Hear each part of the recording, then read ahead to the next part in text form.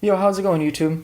Today we're going to be looking at a knockoff PCV delete kit I got from eBay. This is more like a little first impressions overview style of video. So this kit was about 35 bucks. I know like the BSH ones are like around 60 bucks or more. I'm not really exactly sure, but I know they're a lot more expensive than this. And not only do you get the PCV block off plate, you also get some vacuum line adapters for your intake manifold. It was pretty cheap. So first things first, I just want to talk about the packaging. I kind of opened it a little bit, trying to see how's it going. And the packaging was pretty overkill. I mean, this is a legit aluminum plate that's inside of here, and it was wrapped pretty well. I haven't actually opened this one yet. Unfortunately, I don't have a tripod for my phone, so we're gonna have to actually deal with some cuts. So once I open this, I'm actually gonna cut the video. We're gonna open it and we'll take a look inside. First things first, we're gonna take a look at this one. So it's wrapped pretty well. Again, open the package here. Let's take a look. So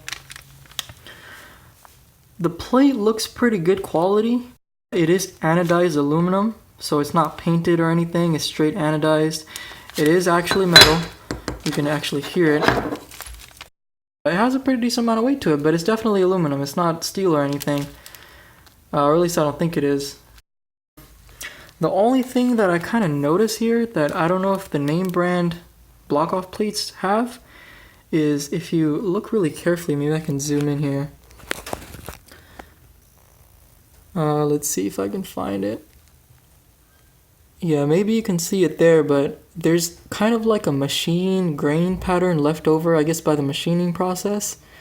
So if you really wanted to, you can kind of hear that.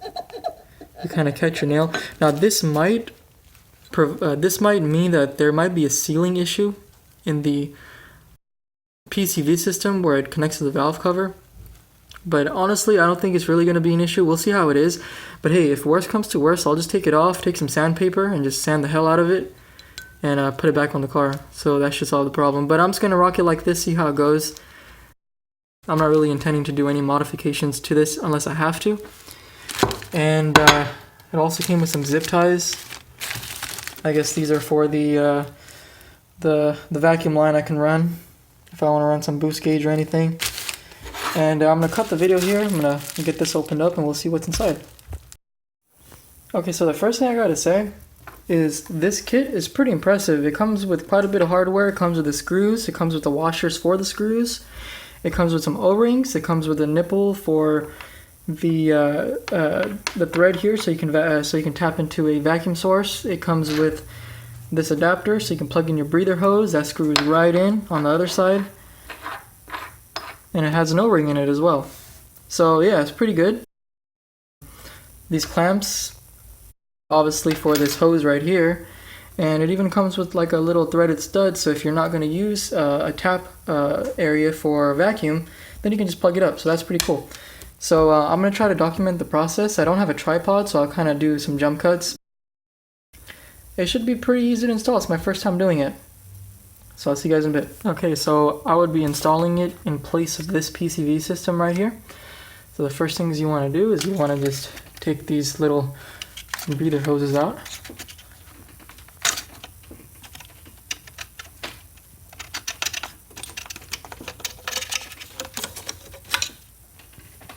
Set that to the side, and I'm going to get a flathead and take my little breather hose out here. Okay, so once this flathead has been loosened on the clip, I'm going to be taking off the fuel pump connector, this one right here.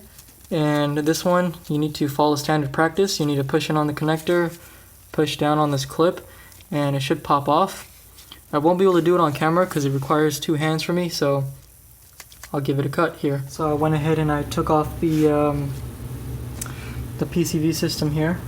It's held on by 5 bolts. So let's see if I can get some light here. You're going to find them around here in the corner. You're going to find one up here. You're going to find one up here in the corner and one down over here. So so there's going to be about 5. So I'm going to go ahead and not replace the gasket, even though it's super recommended. This gasket looks actually pretty good. I'm going to go ahead and reuse that one. So I'm going to get the plate on there, and then I'll be back. So I went ahead and I installed a plate, and I did run into a little bit of a problem. So the original screws, the screws that it came with are simply just too small. They don't grab onto the plastic on the other side of the plate. So what I ended up doing is I actually just used the stock screws. And the stock screws actually fit super well. In fact, the machining, the indentation is actually the same size as the screw. So if you screw it in, it'll actually line itself. So that's pretty good. And one screw wasn't used, so there's only 4 holes for screws. So I don't know how that's going to work. Hopefully it seals pretty well. It should, since it's metal. Everything else went on pretty well without any hiccups. I'm going to go ahead and install the intake manifold side, the little adapter. Okay, so I finally got this stupid thing on. This thing was a total bitch. This thing did not want to cooperate. The reason why is that this clip right here is super flimsy.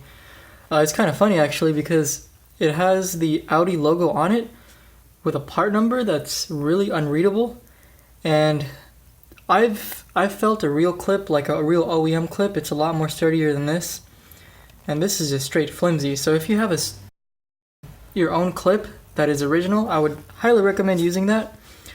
But if you don't, then this will get by, but you're gonna have to kind of finagle your way around the problem. And the problem is that you have to really push on this thing in, so the grooves will line up with the clip. And even if it's off a little bit, it just won't stay on there. And if you're hitting boost, then it's gonna pop off. But I did manage, so that's pretty cool. I'm gonna see how that clip works. If it pops off, then I'll just replace it with another one. I don't know what the part number of the clip is offhand, but I do know that it's the same clip that is used by the coolant temp sensor. It's the same one, so if you can grab one of those, find the part number for that, so you'll be fine. I didn't run any vacuum hoses or vacuum lines off this for a boost tap. I just plugged it in with a supplied stud. Once I get my big turbo in there, then I'll go ahead and use that for wastegate pressure. I'm gonna go ahead and start the car. Let's see how it behaves. So I went ahead and I drove around for a little while just to get the car warmed up. As you can see, the car is warm. The biggest thing I wanted to see is the vacuum. The vacuum looks pretty good. It's pretty much about 25 hg on the dot. Kind of fluctuates here and there, but that is better than what I had stock. I used to get around low 24, maybe 23.9. Yeah, this is definitely better than what I had stock. Also, I kind of noticed that my idle is a little better. It could be placebo, but that's just what I see right now. Overall, for 35 bucks compared to the price of the real ones, it's definitely a win. If you are thinking about getting it, I highly suggest getting it from eBay for 35 bucks from China. There is about a 2 to 3 week wait time. So if you guys are thinking about it, I would say definitely go ahead and jump in. I'll see you guys later.